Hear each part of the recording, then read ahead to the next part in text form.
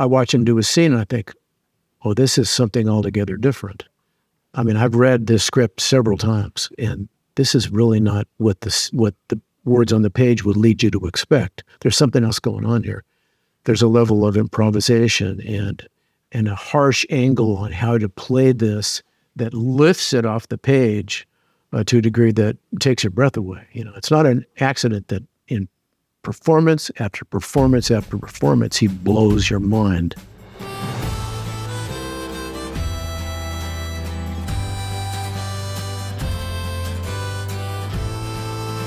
How did you first decide to become an actor? I was a singer when I was a kid. I was briefly recruited into the Mitchell Boys Choir, and I had a real high voice, and I sang. I loved to sing. My father brought home the auto harp from his school teaching days and the songbooks, and we'd all sit around and sing together. And we learned to sing with my dad, and I loved that. So, you know, when I went to junior high school, I signed up for the Glee Club and then the choir. Just so happened that we had a teacher named Ruth Anderson, who had been a pro for a lot of years in Los Angeles, an accompanist. And she played for a lot of really fancy people. And she got a teaching job because she understood the wisdom of needing a pension.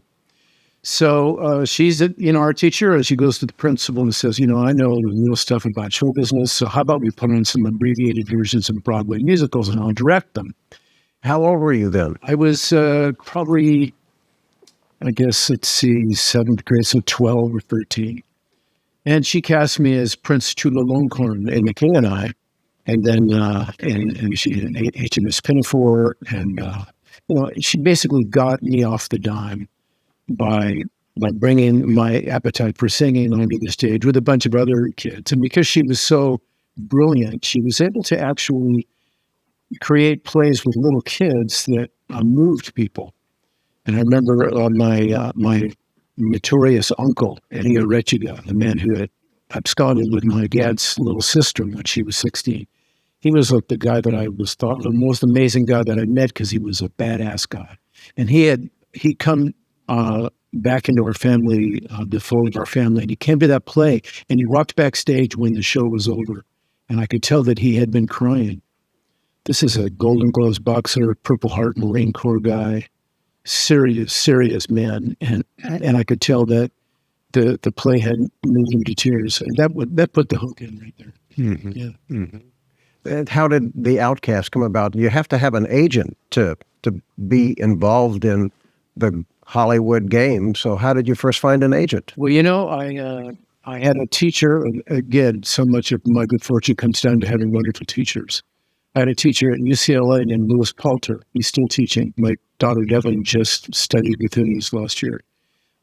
He had an agent. He was a working actor, and he comes to me one day and says, there's going to be a casting director here in the place where we're doing a little theater. We're doing our improvisation exercises, and this guy comes down at the end of the session and says, I'm looking for somebody like you. I'm casting a movie, an AIP motorcycle movie. There's a part for a kid like you. And I'm thinking, who is this guy and what is his angle? But he was legit. His name was Fred Roos. He had a relationship with the Coppola family. Uh-huh. And he set me up for this movie, and I got it. It's called Born Wild. Patty McCormick was the star of it. Tom Nardini, who was Jackson Two Bears with me, one of them, Pager Wagon, he was the lead of it. So I'm doing this movie, and I got a movie, and what am I going to do? I should get an agent. And Louis Palter, my teacher, says, well, I'll introduce you to my agent, who is Alex Brewis. And Alex Brewis signed me. He was my agent for many, many years. Wow. So, and Born Wild, that was the heyday of all these great biker movies, AIP classic. Right. Yeah. Zoe Hall was in it, and Patty McCormick, of course, was a gorgeous person.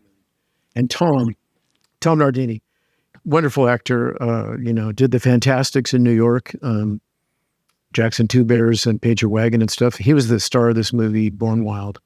And I was like just so green. I had my lunch tray in the first scene, and my silverware was sort of rattling because I was literally shaking. And he went, a trick. You can basically just take those things off the tray because they're the only thing that's going to make noise, and don't stress it because we're all nervous, So he basically gave me like a pro tip at the get and helped me. I love that dude. And it's funny, at the time, he was the guy, that was competing for all the roles that guys like me were trying to get. And he would get his pick of the litter, and then we'd scramble over the what was left over. And in the course of a year, I got two things that he was not available for because he was off doing fancy jobs. And it turns out that both his fancy jobs ran into problem in post-production and didn't come out on time. And both of the things that I did showed up, and one of them got written up nicely, a Burt Reynolds movie, actually. What were those two? Well, the Burt Reynolds movie was with Melvin Douglas, and I'm not going to remember the name of it, I'm sure. But I played a cop, and I realized I was channeling my father. When I put the uniform on, I thought, wow, I'm doing my dad right now. But when those movies came out and I got a little bit of attention from that, suddenly I could compete with Tom. Just luck, again, luck, right? Luck has a lot to do with it, but you got to be ready. You got to know to move that silverware. There you go. There you go. Bless his heart. So The Outcast came about. How was that? Well, it was good. I confess, my character came on in the last probably 3 or 4 minutes of the entire hour. What had happened was they'd gotten canceled. This is the story. They'd gotten canceled, and the showrunner wrote an episode where there were basically no actors to pay except for Don and Otis. You're in a cave. They're in a cave, and the Indians are scaring them from outside. And then my character decides to count coup by physically attacking them, charging into the cave to take one of them. And of course it doesn't work. He dies. My character dies. And, being already kind of a showman, I told my family, yeah, I'm the only other actor besides Don and Otis in the thing. So this is my big thing. And of course, all my relatives are watching, and, 53 minutes into it, where's A? So I got a lot of grief over that, about the fact that I sort of made more of that than there really was to it. But, it was wonderful. And, it came out, and I got some residuals, and I got started. Yeah. Well, in shows like that, I know the network shows, they would sometimes have a bottle show to save on the budget. If they ran over on one episode, they would pull back on another. And this one, if they already know they're canceled, put them in a cave. That's right. It was the ultimate bottle show. Yeah, it was fun. They were nice to me, though. Well, after that, you did a Bonanza. I hope your part was bigger. Oh, my gosh. I had a great part. I got to save Little Joe. Oh. And growing up, that was must-see TV for us, back in the day when the Wizard of Oz would play once a year, and if you missed it, you're out of luck. We gathered every Sunday night as a family to watch Bonanza. And Little Joe was my favorite character. And to get to save him from Richard Kiley, who was the bad guy, was just, it was magical. It was such a wonderful revelation to actually go on the set and witness the magic of Michael Landon. He was such a genius about the process of telling story in that format. And I noticed that the director was having trouble with a certain scene. I was just sitting on the set watching, because these guys were my heroes. It was so wonderful to sit on the set and watch these guys, Dan Blocker, Pernell Robertson, Lorne Green, and I'm just watching them, and this one scene is not working. And there's this kind of dis-ease on the set. Everyone's kind of looking around and stuff, but no one said anything until finally the director turned to Michael Landon and said, Mike, you got any ideas about this? What would you do? I don't even think Mike was in the scene. Can't remember that, but Michael said, well, I would lose this line and this beat here. And I think these things are, this is in the wrong place. I'd put this over here and have this movement here happen like 2 beats later. And boom, the scene works. But the great thing was he did not offer his opinion until he was asked. He was respectful and waited. But it was funny. He realized everyone knew about his genius even then. And of course, then he went on to do all that. Well, he had been writing and directing some of the Bonanza episodes already. This was, I think, 1970, toward the end of its run. But how lucky for you to be in it after growing up watching. Oh, so wonderful.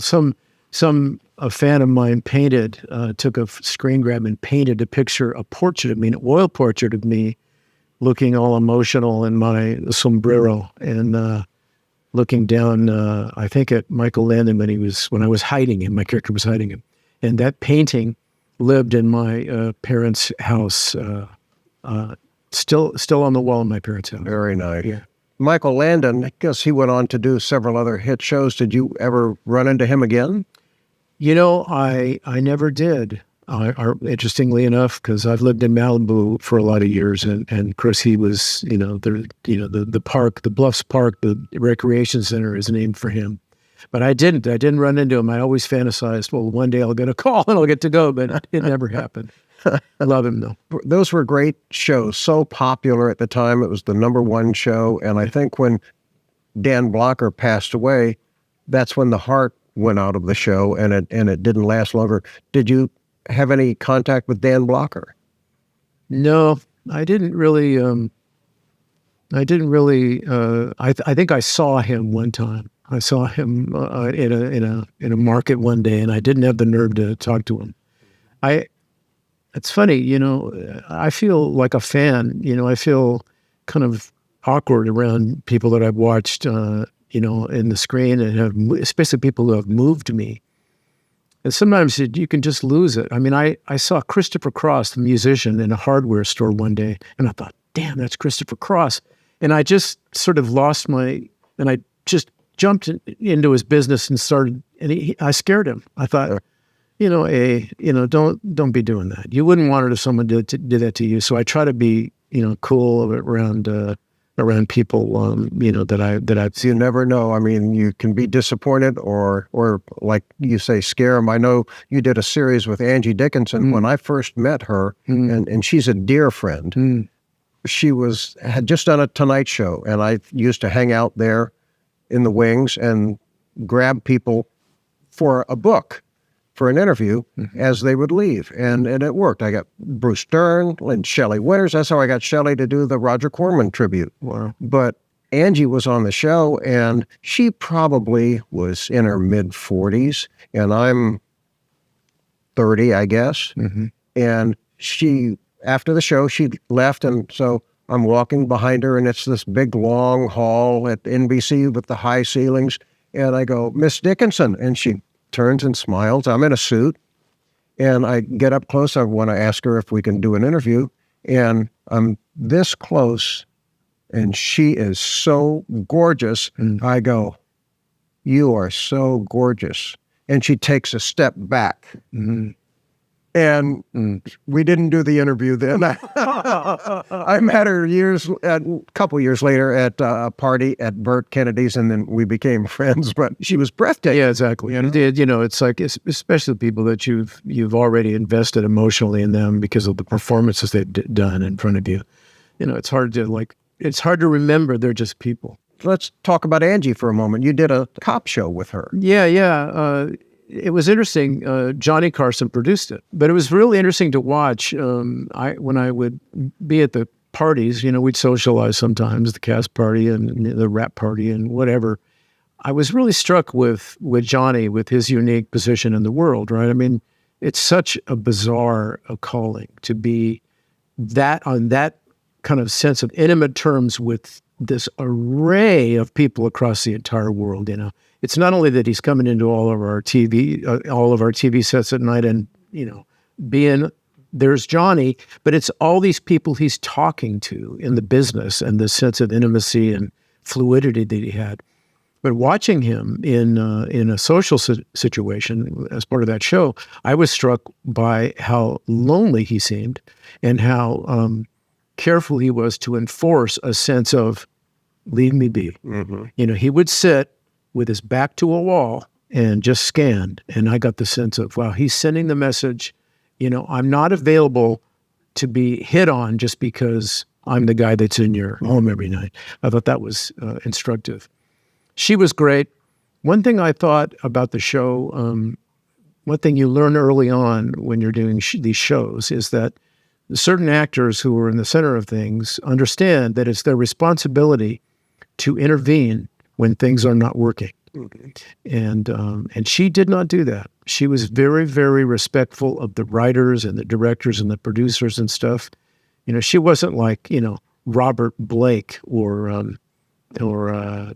Columbo, Peter Falk, guys who would just like grab the scene by the throat and like take it apart, like Landon did when asked on that day, and fix what isn't working.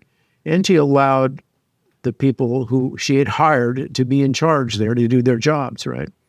And in the days when the thing wasn't working, I felt like nobody quite solved it. And that, of course, it's a cautionary tale.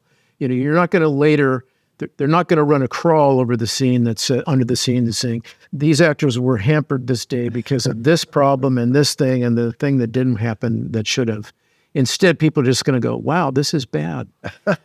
So if it's on you to do something about it, you should do it. Bruce Dern comes to mind. How so? I'm on the set of the Cowboys, watch him do a scene, and I think, oh, this is something altogether different. I mean, I've read this script several times, and this is really not what the words on the page would lead you to expect. There's something else going on here. There's a level of improvisation and a harsh angle on how to play this that lifts it off the page to a degree that takes your breath away. It's not an accident that in performance after performance after performance, he blows your mind. He's just so aggressive about seizing and owning the material. Did he change the delivery and what he was doing with each take? He did. In fact, there was one thing that comes to mind memorably in the scene where he puts the noose around Roscoe Lee Brown's neck. He's gonna lynch him. By this time, I'd made it my business. Every time he was working, whether I was working or not, I was on the set. It's like, this is free school. This is like advanced studies. So I was there just watching. And he put this rope around Roscoe's neck. He slapped him upside the face. Roscoe's eyes, if you notice in that scene, are literally vibrating with a genuine rage. And then he says this hideous, nasty stuff to him. Cut. And I'm looking around and I'm thinking to Mark Rydell, I'm thinking, well, I don't think that was in the script necessarily. And no one's complaining.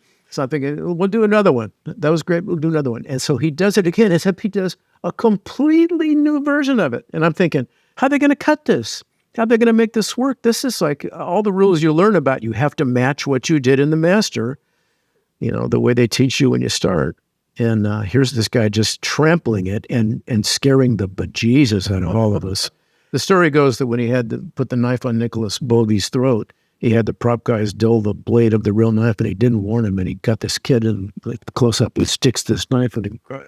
And Nicholas Bogey, who was a great actor, was transformed into some other realm. And that's Bruce Dern. And so that's the idea of that it's your job to deliver the character that will be unforgettable in the story rather than to deliver what's written on the page.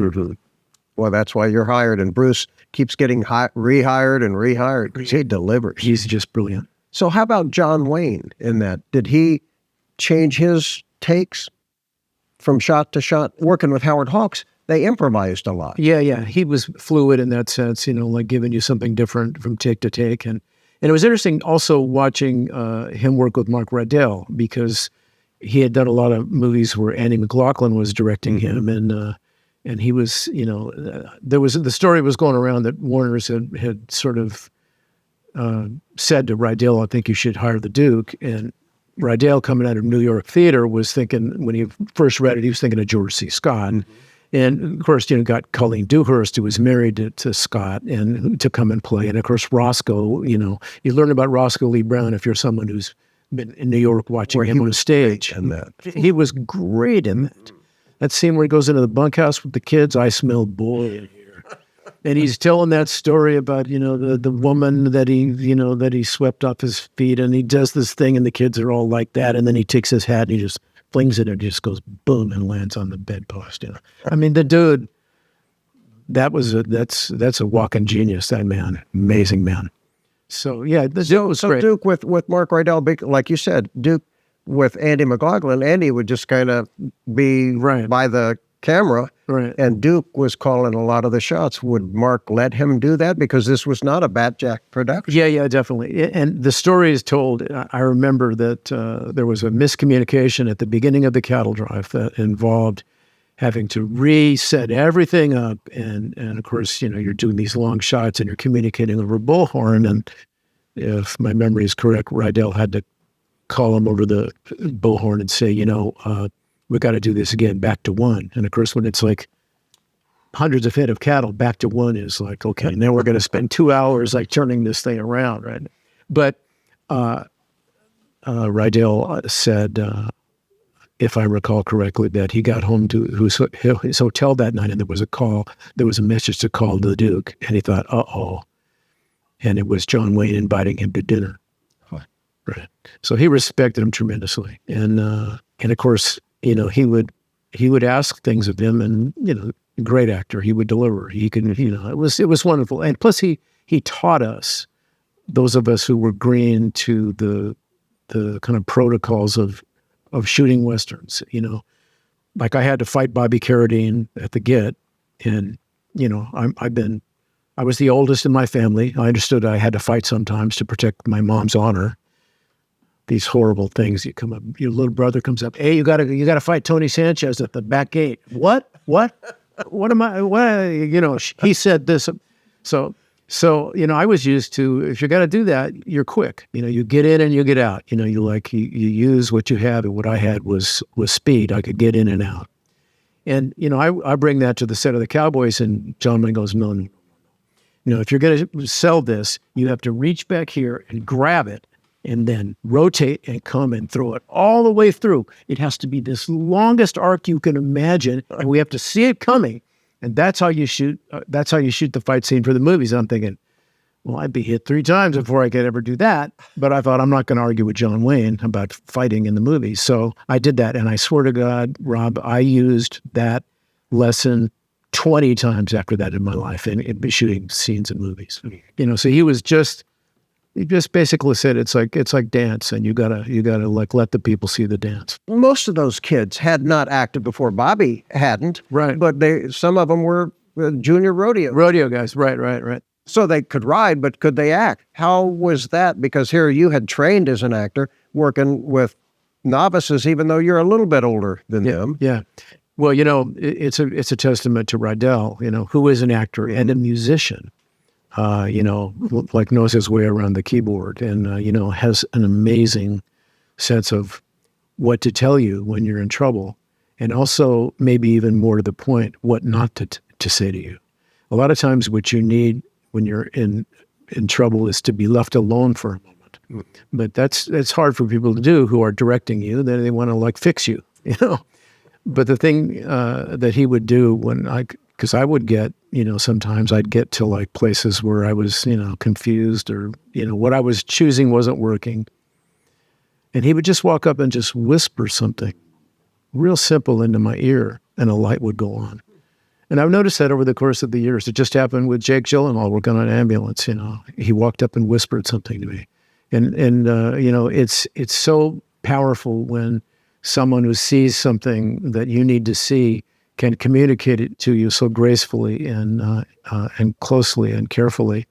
It helps things happen gracefully. So yeah, he was genius at saying what the little kids needed to hear, who needed to just deliver something in this moment that would play as real. He knew how to make it real. Mm-hmm. Yeah, and I think the movie seems to get better with each year, and this is the 50th anniversary of that movie, so all of you little cowboys are much older now. Yeah, I know. It's wonderful to see how it's aged. It has stood me in good stead through all the years. People to this day come up and say, thanks for that. Mm-hmm. Yeah.